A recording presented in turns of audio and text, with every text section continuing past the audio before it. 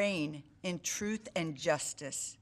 I secure her family, her life, her calling, and her purpose. We thank you for President Trump. We thank you for this opportunity for all. Secure this in the name that is above all names, the name of Jesus. Amen. Thank you very much, Paula. Thank you, sir. Before we begin, we have a little announcement. It's just going to be put out over the wires that Skadden Arps, the highly respected firm, Skadden Arps, Slate, Meagher, and Flom, announced the following agreement regarding a series of actions that were taken by Skadden. And it reads, number one, Skadden will provide a total of at least $100 million in pro bono legal services during the Trump administration and beyond to cause that the president and Skadden both support. This is something we both support in relation to the following areas: assisting veterans and other public servants, including members of the military, law enforcement, and on and on.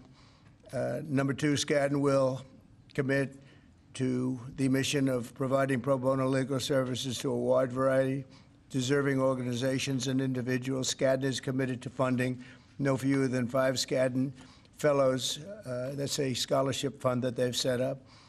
And number three, and again, we're going to put this out in much greater detail, that Skadden affirms and commits to merit-based hiring, promotion, and retention. Again, that will go on for a little while, and you'll read that. And Skadden will not deny any representation to clients, such as its members or members of politically disenfranchised groups who have not historically received legal representation from major national law firms, et cetera. So this is going out now, and I'm instructing my people to release it.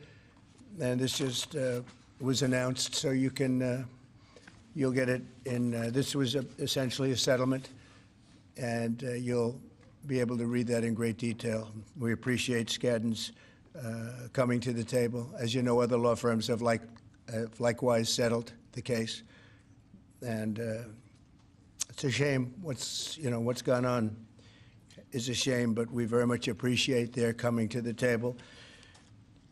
But we're here for right now a different reason. It's a very important one, because today we're thrilled to swear in our interim U.S. Attorney for the District of New Jersey, Alina Habba. Congratulations, Alina.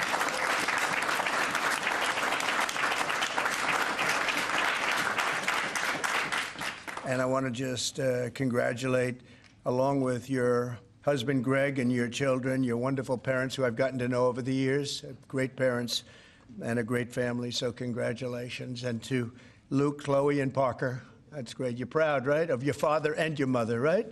Both. Not just your mom, right? Your father, too. He's done pretty well. He's a good guy and very successful man. I also want to thank Attorney General Pam Bondi. She's been incredible, by the way. She's, I don't want to brag, but I've been watching her for the last couple of weeks, and she's been incredible. Thank you very much, Pam.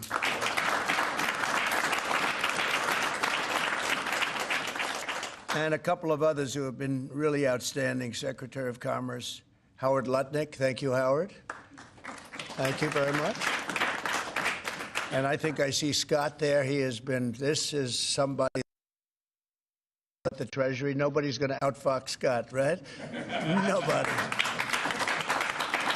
And he's waiting for Liberation Day, right? Which is April 2nd. We wanted to do it April 1st, but that has some negative connotation. And I see Sebastian Gorka there. Thank you, Sebastian, very much. That's very much. Kevin, thank you very much. We have great people. Susie Wiles, most powerful woman in the world. She was just rated the most powerful woman in the world. If you think about it, I guess it's true when you think about it. Anyway, thank you, Susie. And Director Kash Patel. Where's Kash? Kash is fantastic. Fantastic. Thank you, Kash.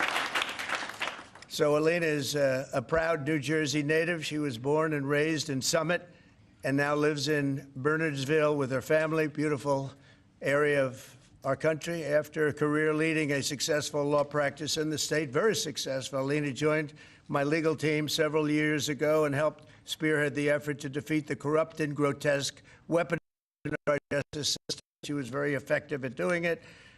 And I want to thank you for doing it. You took a lot of abuse, and now they're all sort of apologizing. So anyway, but we appreciate it. Great job you did. Thank you for allowing her to do it, because your life wasn't made any easier, was it? Huh? They even came after him. They didn't come after the kids. They would have waited about a year or two. You're very lucky. You're very lucky. But through her work, Alina became a nationally recognized warrior for the fair, equal, and impartial rule of law.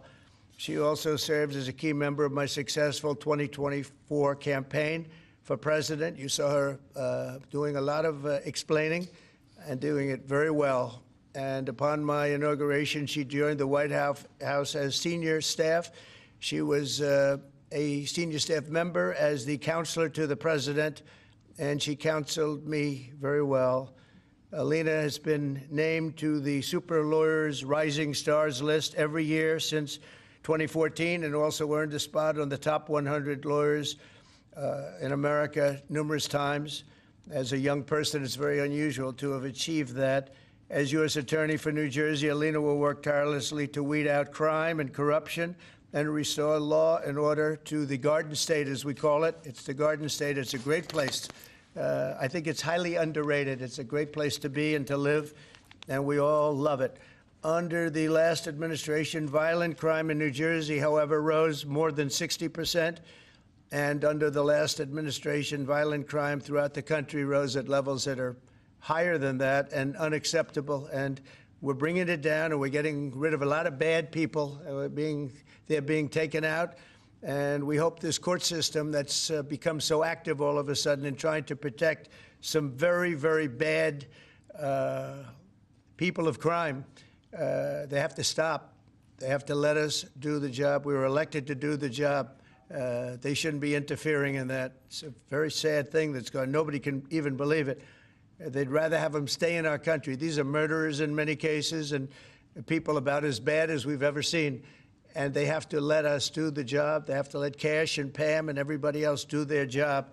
Alina will take on the violence and the law-breaking in Newark, however, and Camden and all parts of New Jersey, and she'll be as good as it gets because there's a lot of bad things happening there, too.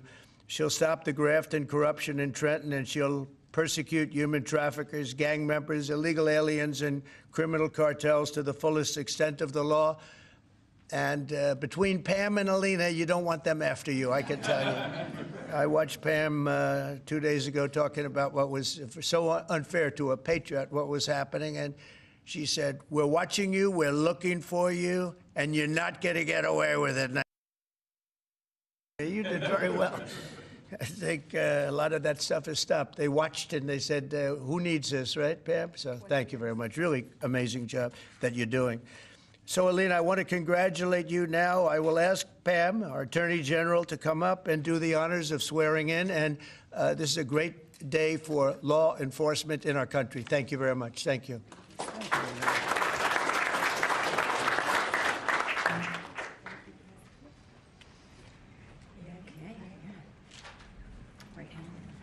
Place your left hand on the Bible, all right, and raise your right hand. I do solemnly swear I, Alina Habba, do solemnly swear that I will support and defend the Constitution of the United States that I will support and defend the Constitution of the United States against all enemies, foreign and domestic, against all enemies, foreign and domestic, that I will bear true faith and allegiance to the same, that I will bear true faith and allegiance to the same, that I take this obligation freely that I take this obligation freely without any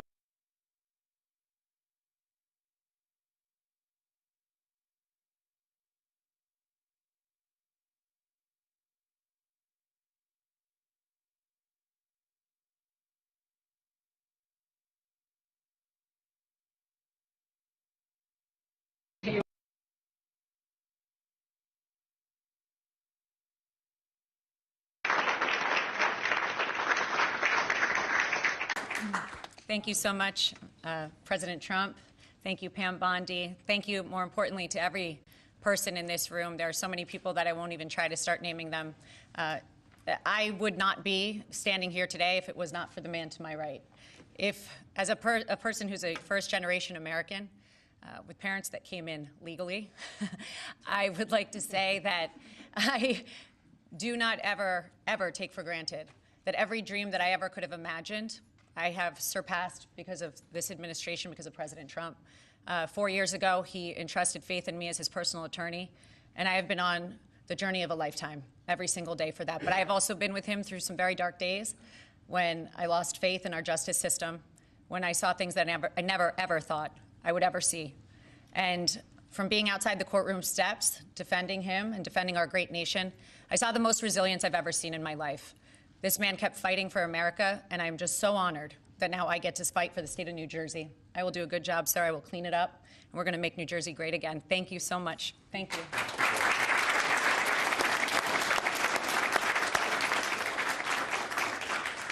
Thank you very much. Do you have any questions, please? Mr. President, Canada's Prime Minister says that they will be implementing retaliatory tariffs. You said if that were to happen, that you would be responding with large-scale tariffs. Will you be following through with that promise? Well, absolutely, but we had a very good conversation. Mark called me today at 10 o'clock. We put out a statement. We had a very, very good talk. He's going through an election now, and we'll see what happens, but we have Liberation Day, as you know, on April 2nd, because, and I'm not referring to Canada, but many countries have taken advantage of us, the likes of which nobody even thought was possible for many, many decades, And, you know, that has to stop. We're going to end up with a very good relationship with Canada and a lot of the other countries. Some we probably won't. It won't be so pleasant, but I think most countries are agreeing with me. They actually, many of them have actually apologized. They said, look, we have taken advantage. And I don't blame them as much as I blame the people that stood, in this case I can say the men, because so far they've been all men, haven't they? But the men that sat right there and behind the Resolute desk, mostly the Resolute desk, you know. I don't know if you know, you have a choice of 7 desks. The Resolute is the one I like, but some chose other ones. But they sat right behind a desk right in this location, and they let our country be hurt very badly, but I didn't do that. So, but we had a very good talk, the Prime Minister and myself, and I think things are going to work out very well between Canada and the United States. Yeah, please, go ahead. Mr. President, how is the talks with India on tariff going on, and what is the expectations from India? How much do you want them Well, to as you know, Prime Minister Modi was here just recently, and we've always been very good friends. India is one of the highest tariffing nations in the world. You know that. I know. Thank you for shaking your head, but it's brutal. It's brutal. They're very smart, and he's a very smart man and a great friend of mine, actually. And we had very good talks. I think it's going to work out very well between India and our country. Very, very well. And I want to say you have a great Prime Minister. Mr. President, there's been a very serious earthquake in Burma, Myanmar, today, with up to several hundred killed. Yeah. The military regime there has asked for help from anybody. Yeah, we're going to be helping. We've already alerted the people. Yeah, it's terrible what's happened. It's helping. We've already spoken with the country. Okay, please. Mr. President, yesterday you asked Representative Stefanik to stay in her seat. Can you explain your reason for that? Did it have anything to do with the tight polling in the Florida district that former Representative Waltz held? Well, I think we're doing, yeah, I think we had, as you know, we have a few elections going on, and she is phenomenal, number one. She is a friend of mine, and she was going to go to the United Nations, and I said, look, there's a lot of room for doing that or something else, but she's very popular in her district, and I didn't want to take a chance. I don't even know who else is running. I assume somebody else would have been running, but if she runs, she can't be, you never want to say can't be beaten, but I think can't be beaten. She's very, very well-liked and very smart. And I said, Lise, would you do me a favor? We cannot take a chance. We have a slim margin. We don't want to take any chances. We don't want to experiment. And she polls like I do. I won her district, as you know, by a lot of points.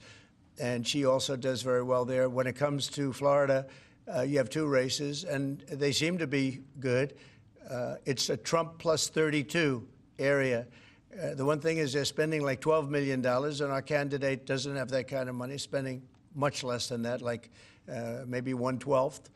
about $1 million, a little bit more than $1 million. So the airwaves are blanketed, and you never know what happens in a case like that. I won it by 32 points, and it's very, very strong. It used to be Democrat, but when I came along, they liked me for whatever reason. You'll have to explain that, but they liked me, and we're way up. But you don't know what happened. Second district, who seems to be in pretty good shape, but likewise, he's being outspent about 5 to 1. So we don't want to take any chances. So I went to Elise and I said, Elise, do you mind? Very highly rated person, you know, she was a real leader, and she will be again. I spoke with Mike Johnson. They're going to put her in a high leadership position. But will you mind staying in Congress? Because we don't want to take any chances. And it's as simple as that. It's basic politics. It's politics 101. She's very popular. She's going to win. And somebody else will probably win, too, because we did very well there. I did very well there. But the word probably is no good. So I really appreciate her doing it.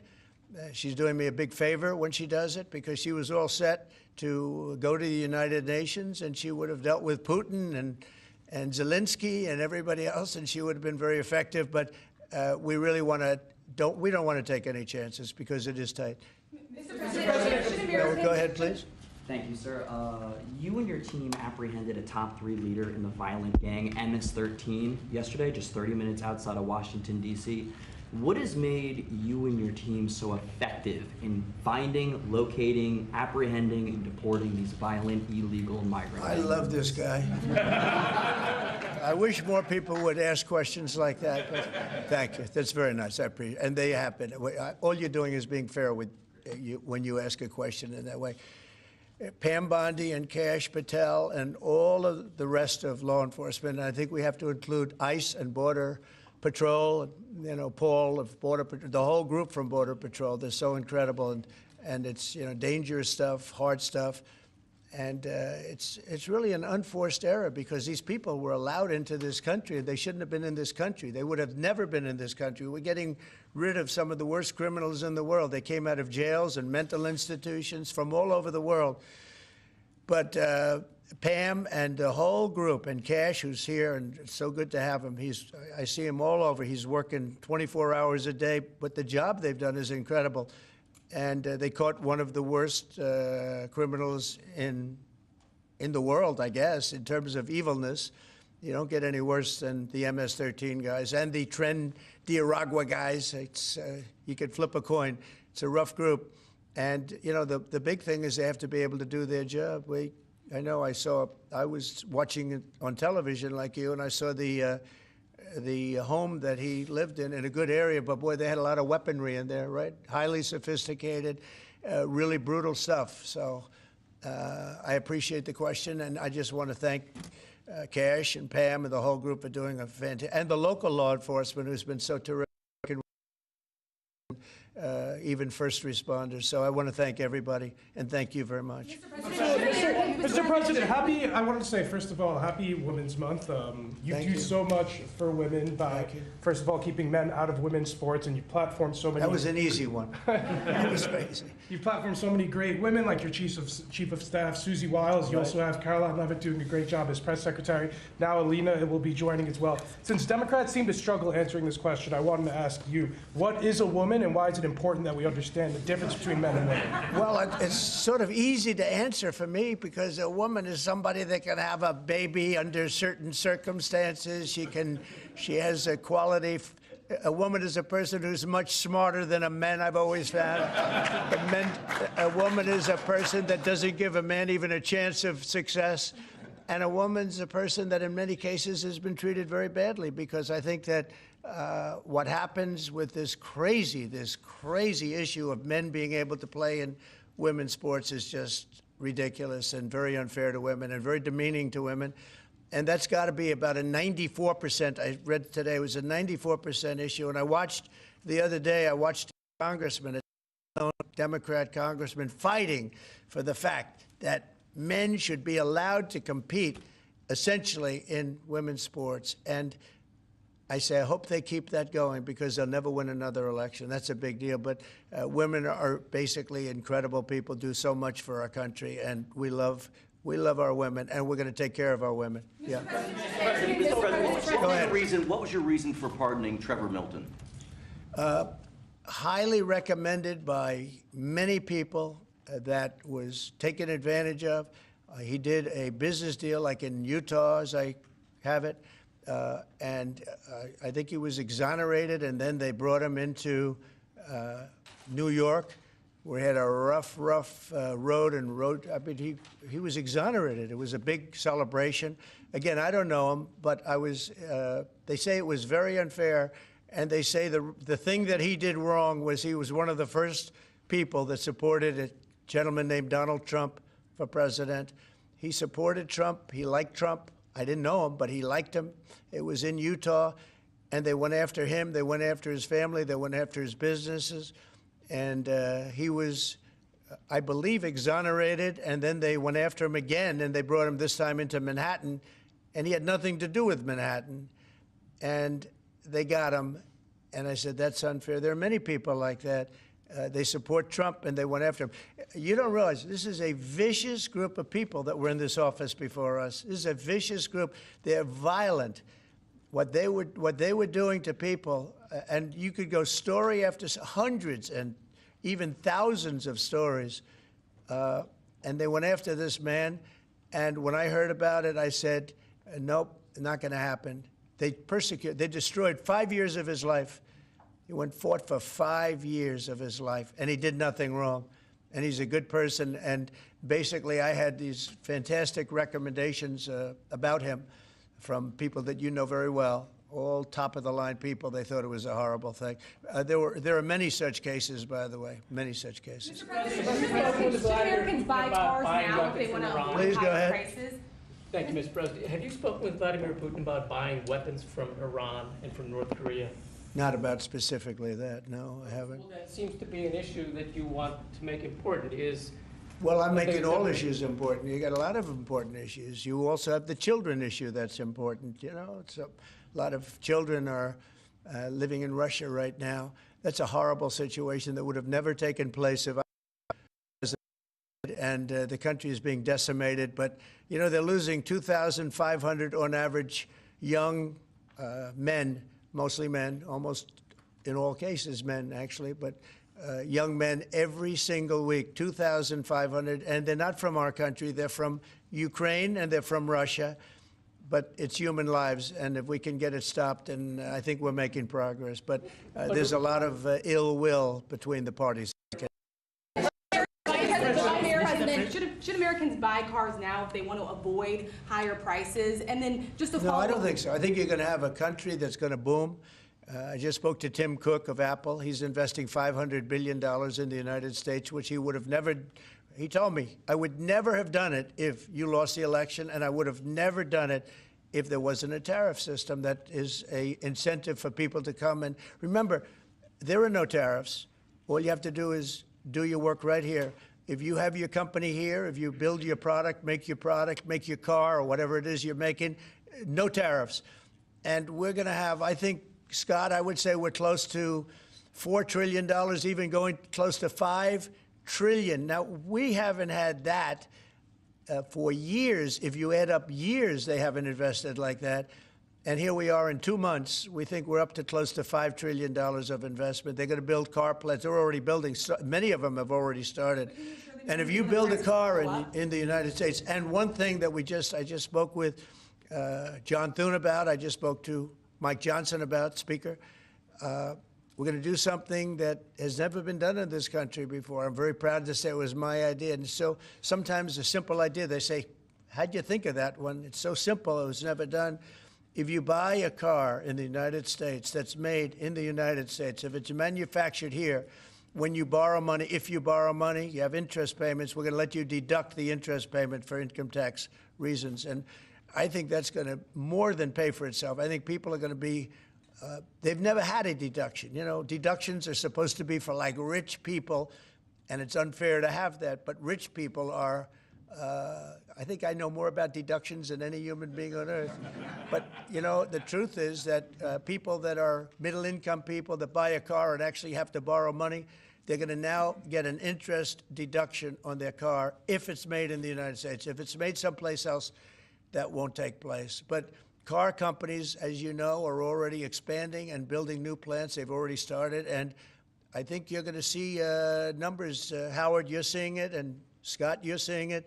You're going to see numbers the likes of which you've never seen before. Yeah, please go ahead. The vice president is in Greenland right now. Do you have plans to expand U.S. military presence in Greenland? Is that We get along very well with Greenland. We get along very well with Denmark. We've always had a good relationship. Denmark does a lot of business in the United States. We don't do so much there, but they do a lot of business in the United States. And I think they want to see, I think everybody wants to see that work out. We need Greenland, very importantly, for international security. We have to have Greenland. It's not a question of, do you think we can do without it? We can. If you look at Greenland right now, if you look at the waterways, you have Chinese and Russian ships all over the place. And we're not going to be able to do that. We're not relying on Denmark or anybody else to take care of that situation. And we're not talking about peace for the United States. We're talking about world peace. We're talking about international security. And right now, you look at it, you have warships all over the place going through right along Greenland. We're not going to let that happen. We cannot let that happen. Or if it's going to happen, we have to be protective of our country. And more important, really protection not only of our country, of the world. So Greenland is very important. In modern day weaponry makes Greenland 100 years ago, less so. But also, would you like to visit Greenland? If you notice, also some of those, you could call them roadways, okay? They're water roadways. But some of those areas are opening up, and they're opening up icebreakers out there. They're opening them, and by just nature, they're opening up, and they're headed right into China, right into Russia. And we have no choice. The answer is he's there with his wonderful wife, Usha. They're there right now. They landed a couple of hours ago, and they will represent us well. But Greenland's very important for the peace of the world, not us, the peace of the entire world. And I think Denmark understands it. I think the European Union understands it. And if they don't, we're going to have to explain it to them. Would you like to visit Greenland, Mr. Iranian Trump? drones are attacking Ukraine every day. Let's say it. Iranian drones are attacking and killing Ukrainians every day. Why aren't you doing something about that? Well, we're going to see what happens with that. I'm getting reports on that, and we're looking at a report. You're right. They make a lot of drones. Iran makes a lot of drones. They make very effective drones, too. They do very effectively at some things, but Iran is very high on my list of things to watch. And as you probably know, I sent them a letter just recently, and I said, you're going to have to make a decision one way or the other. And we're going to either have to talk and talk it out, or very bad things are going to happen to Iran. And I don't want that to happen. I don't want that to happen. My big preference, and I don't say this through strength or weakness, my big preference is we work it out with Iran. But if we don't work it out, bad things are going to happen to Iran. Okay, thank you very much, everybody. Thank you. Guys, let's go. Come on, guys. Thank you, everyone. Thank you, guys. Thank you, everyone. Quickly, please. Thank you. Let's go, guys. Thank you. Let's go.